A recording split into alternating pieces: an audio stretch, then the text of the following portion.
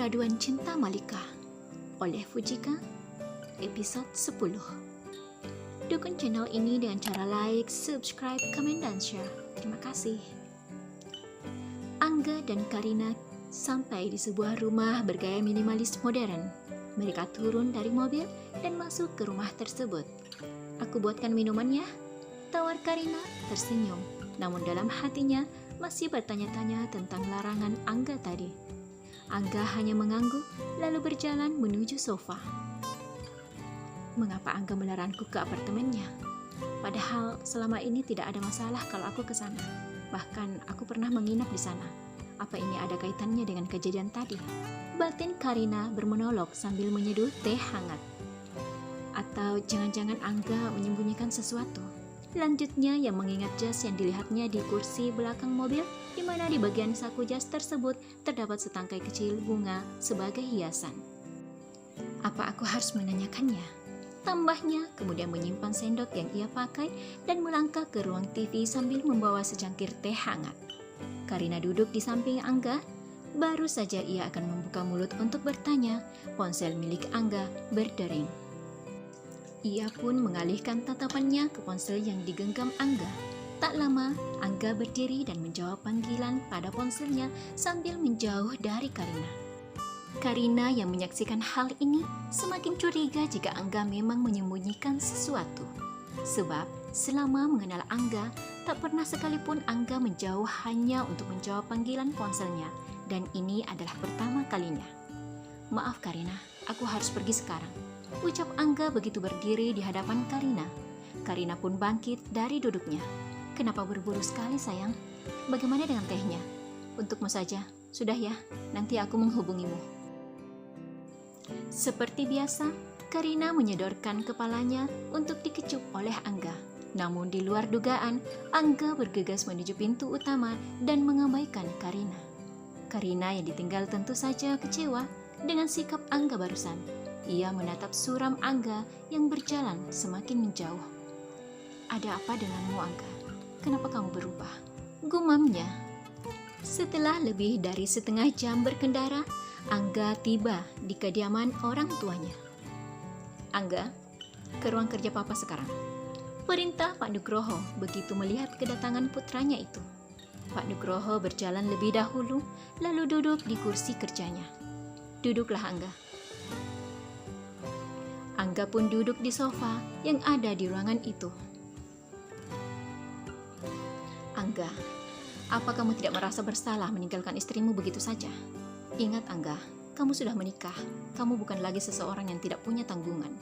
Sejak kamu resmi menjadi seorang suami, sejak itu juga kamu memiliki tugas baru, tugas seorang suami terhadap istri." Tak ada tanggapan ataupun sanggahan dari Angga. Entah apa yang dipikirkannya saat ini. "Malika baru dalam keluarga kita. Dia pasti belum tahu apa-apa. Jadi sudah kewajiban kamu untuk membimbingnya. Apalagi usia Malika masih sangat muda. Tugasmu lah menuntunnya agar bisa menyesuaikan diri dengan kamu." Tambah Pak Nugroho membuat mimik muka Angga berubah seketika. Sudah tahu kalau dia masih muda, kenapa Papa menjodohkannya dengan Angga?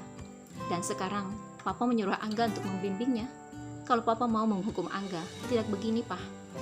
Angga bangkit dan hendak beranjak. "Mau kemana kamu Angga? Papa belum selesai." Pekik Pak Nugroho membuat ayunan kaki Angga terhenti.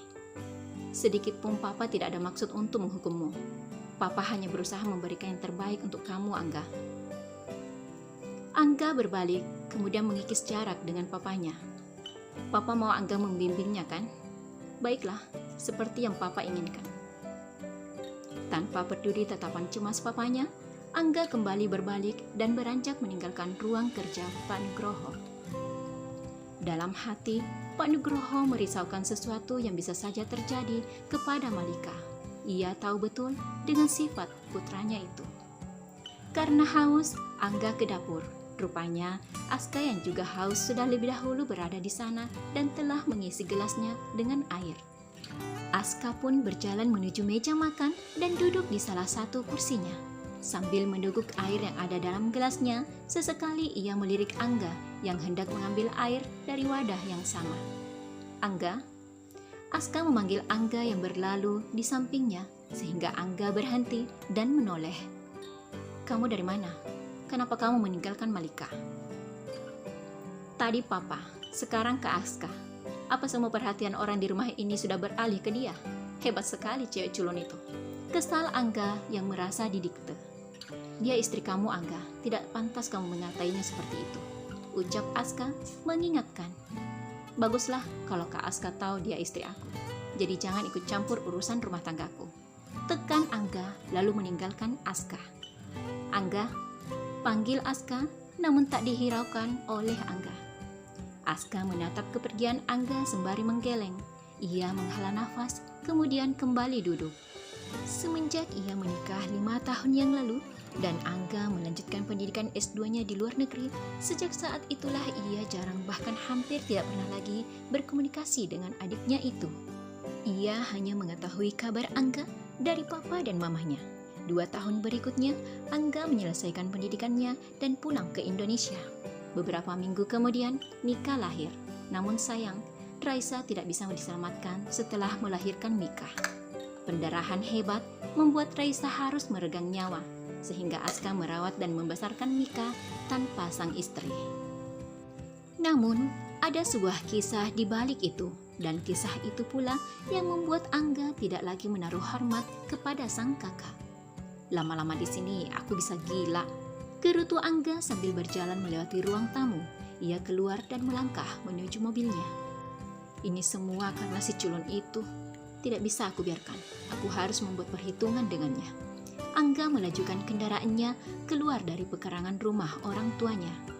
Makan malam tiba. Kecuali Angga, semua sudah duduk di kursi masing-masing. "Loh, Angga kemana?" tanya Pak Nugroho yang heran sebab tak ada Angga di samping Malika. Malika yang sedari tadi menunduk, mengangkat kepalanya dan mendapat tatapan ingin tahu dari Pak Nugroho. Malika bingung harus menjawab apa, sebab ia sendiri tidak lagi bertemu dengan suaminya itu sejak terakhir kali melihat Angga di rumah Pak Juna. Ia hanya melirik Arumi dan Aska yang duduk di depannya bergantian, kemudian berakhir menatap Pak Nugroho. "Tadi Arumi melihat mobil Kak Angga keluar, Pak." Kini tatapan Malika dan Pak Nugroho beralih ke Arumi. "Kapan kakakmu meninggalkan rumah?" tanya Pak Nugroho mengernyit. "Tadi sore, Pak," sahut Arumi. Pak Nugroho benar-benar murka dengan sikap Angga. Ia mengira jika Angga menemui Malika setelah menemuinya. Tapi ternyata Malika sama sekali belum sempat melihat suaminya di rumah itu. "Sudah, Pak, saatnya kita makan," ucap Ibu Anggita, kemudian menyendokkan nasi ke piring suaminya. Di sela makannya, sesekali Aska melirik Malika yang seolah enggan menyuapkan makanan ke mulutnya. "Maafkan Angga, Malika. Mungkin saat ini dia belum melihatmu dengan jelas. Semoga kamu bisa sabar menghadapinya," batin Aska iba. Refleks, ia mengambil potongan ayam dan menaruhnya di piring makan Malika. "Makan yang banyak, biar kamu lebih kuat," ucapnya seolah mengisyaratkan jika Malika harus kuat menghadapi apapun ke depannya. Terus dukung channel ini dengan cara like, subscribe, komen, dan share. Terima kasih.